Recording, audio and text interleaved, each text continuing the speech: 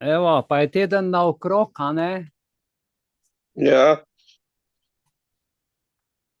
Jaz vam povem, da sem zdaj zadnje 14 dni več kot 40 ali pa 50 pritožb pomagal ljudem sestavljati takšne pritiske država počenja, to, da dobite z vrha, iz centra, kamor ljudje pošiljajo, prosijo v društvu člane, ki to znajo pomagati narediti, da je toliko tega v Sloveniji iz različnih področji, da si človek težko predstavlja.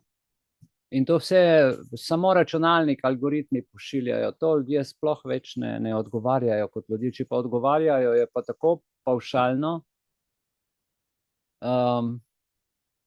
zafrkantsko, podobno kot v času covida, ne? Se še kar to drži. Še sploh ni preklicana v bistvu epidemija. Odloki so sicer prenehali veljati, ampak ukrepi so pa ostali, ne? Ker so delali zakonske spremembe in te zakonske spremembe odražajo epidemiološko stanje. Ker nekdo je rekel, kdor ne izkoristi krize, ta je norc, ne? In naša država to misli, da bo izkoristila, sam ne bo. Zdajle povemo, da ne bo, ker zakon velja za vse enako. Če za njih velja krizno stanje, tudi za nas velja. Ne? Zbravi, če se oni krizno obnašajo, se tudi mi lahko krizno obnašamo, ok? Zakon velja za vse enako. Tako da imejte to na umu. Dobro. Zbrali se nas je neki, mislim, da je ura točno 19 in ne boste verjeli, 197. Zoom po vrsti, evo,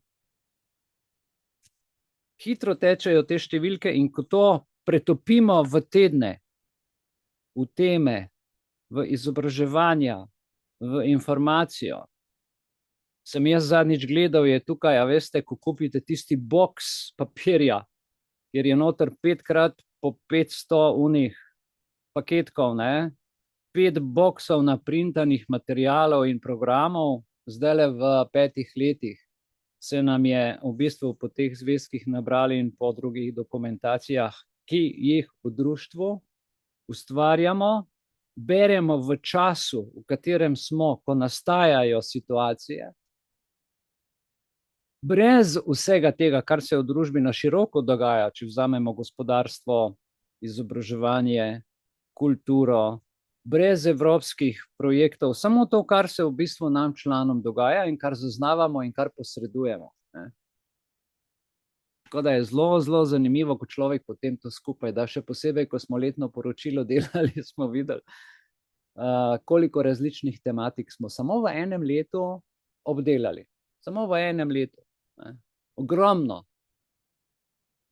Tako da kaj ne rečem, to izredno stanje ni nič kaj prijetno, ker nam vsem pije mir, jemlje tisti del življenja, ki bi ga mogli preživeti radostno, veselo, srečno, zadovoljno, ko pa nimaš zdravstva, izobraževanje, peša, politika se menja, delajo kar nekaj po svoje, tako da, a ne?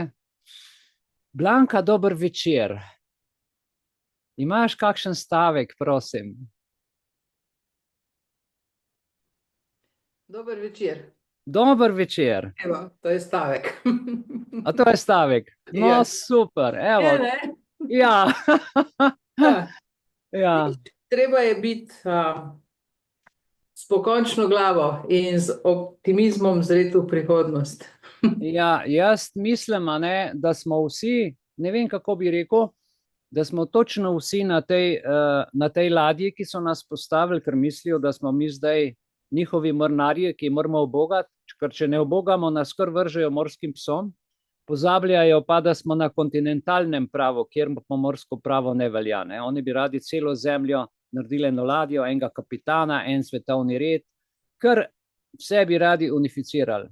Ne? Ampak dobro, vsak od nas je nekako unikat, unificiran in imamo pravico, a ne, biti zase svoja, bom rekel, kontinentalna ladja zase, za svojo družino. Ne? Kdo pa bo nam postavljal pravila, ne, v družbi? Zanimivo je to, ko človek začne malo globalno gledati, je pa matrica zelo močno narejena, ne? Ker smo prepozno zbudili, pa tudi zdaj recimo zbudili v tistem smislu, ko človek razume, da je svobodno ujet, ne? Da pristaja na stvari, ki jih vsak dan ponujajo mediji, ne? Danes sem kliknil eno stvar, veste, na neki mariborski na neki mariborski spletni strani, ponujajo zastonj zobozdravstvene storitve. In jaz sem se vprašal, ja, Šincev, zakaj pa to zdajle zastonj, ko to imajo takšne cene, se veste, kakšne so cene zobozdravstvenih storitev, ne? Oni to ponujajo zdaj zastonj in seveda ljudje so navalili, ne vejo pa, da država ničesar ne da zastonj. Kaj je razlog v ozadju? Bog si ga vedi, kakšna, bom rekel, zobna kemoterapija ali pa mRNA terapija, ker hočejo vse dobiti v ta bioračunalniški sistem, ne? Jaz sem že pripravil, bom rekel, eno predavanje, ki čaka noter kvantni računalnik in posledice COVID testiranja. Čakam zdaj samo še slovaško tole, bom rekel, znanstveno potrditev, raziskavo, potem je bom vključil zraven in bom povedal, kaj se počne, ker Slovenija zdaj, ne, kakor golo poznanja, pa ministrica za digitalno transformacijo, računalniki 50 milijonov, 100 milijonov, računalnik tam, računalnik tu, samo o tem govorijo. Ljudi sploh več ni, so samo še njihovi algoritmi, pa njihovi računalniki, pa njihova umetna inteligenca, tako da je dovolj žalostno, ne? Dobro, toliko za uvod. Ja, bravo, Maja, ja, že dokaz, da je grafen v zobnih injekcijah, oziroma v zobnih injekcijah, marsikaj je noter že v tisti injekciji, ki je protibolečinska, ne? Kako se ji že reče? Protibolečinski injekciji, ki dajo... Anestezija. Ja, hvala. Anestezijo. V anestetike, ja, in ti si pripričan, da te bo nehal boleti, s tem namenom ti tudi dajo. A veste, da tudi zdravniki oziroma zobozdravniki sploh ne vejo, da je to not, ne?